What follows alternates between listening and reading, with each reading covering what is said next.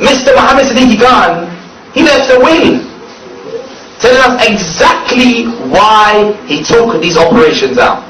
He says, until we feel security, you will be our targets. I mean, you the journalists, you will be the targets. Yeah, and you the journalists, you will be the targets. Are you prepared to die? No, you're not. Because you're cowards. Because you like life. And I'm quite firm on this issue. Because I remember there was one Japanese or South Korean, he came to Iraq. And when he was captured by the terrorists, because we don't support terrorism, captured by the terrorists, what did he say? Did he have a stiff upper lip? Was he brave? He said, I don't want to die. Do you remember that? It was a very heart-wrenching time. Until you took the bombings, gassing, imprisonment and torture of my people. My people. What does that mean? He's talking about a global mentality. Someone who believes I'm a Muslim.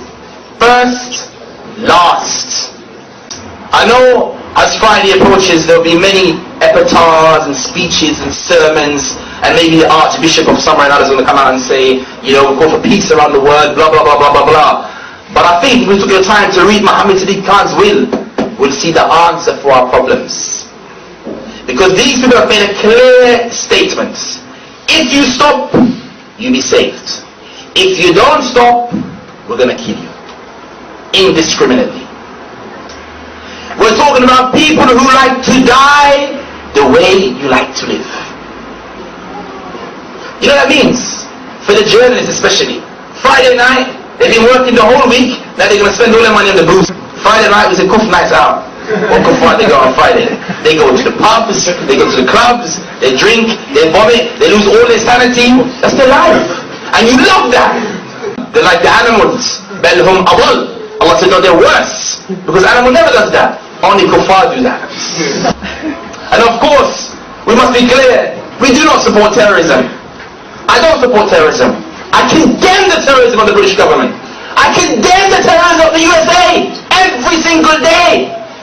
The biggest terrorist in the world is George W. Bush and his sidekick Haman, Tony Blair. And I said, La'natullah ala Bush for Blair. Allah curse them. That's right. Bin Laden, he offered before 7/7 by a few months. He made a statement when he offered to the European public.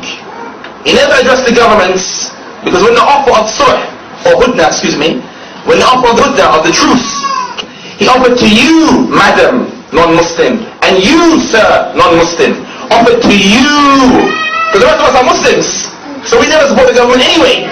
He offered to you offer of truce. And did you respond, madam? Did you respond, sir? No. Therefore you're to blame as well. People talk about 9/11. They said 9/11, 3,000 killed. I was watching it just the other day on the news. SubhanAllah. That was a day that changed many people's lives, especially those inside the tower. There was one woman, a black woman, if you remember her, in 9/11. She came out of the smoke and she... I'm gonna cry. It's so touching, honestly. She came out and she said, she's covered inside dust, smoke, and she goes, I was here the last time as well. It's so touching. Look to Spain. Example of what happened in Spain. The Spanish, they too were part and parcel of the war against. And the then Prime Minister, he sided with his ally inside the White House, George W. Bush, to wage war against the Muslims. And what did the Mujahideen do? And I say Mujahideen, obviously, the word is terrorist. Terrorist, Mujahideen. Anyway, terrorists, what did they do? They decided to do an attack in the heart of Madrid, the capital of Spain, with all the security, with all the CCTV cameras, with all the awareness about terrorism. Didn't help in the end. You cannot stop someone who's determined to die, but more importantly, to take you with him. Israeli soldier, he had dual citizenship. He was a French national. In the Israeli army, there are numerous people from around the world. Therefore, France is not also at risk from the terrorists.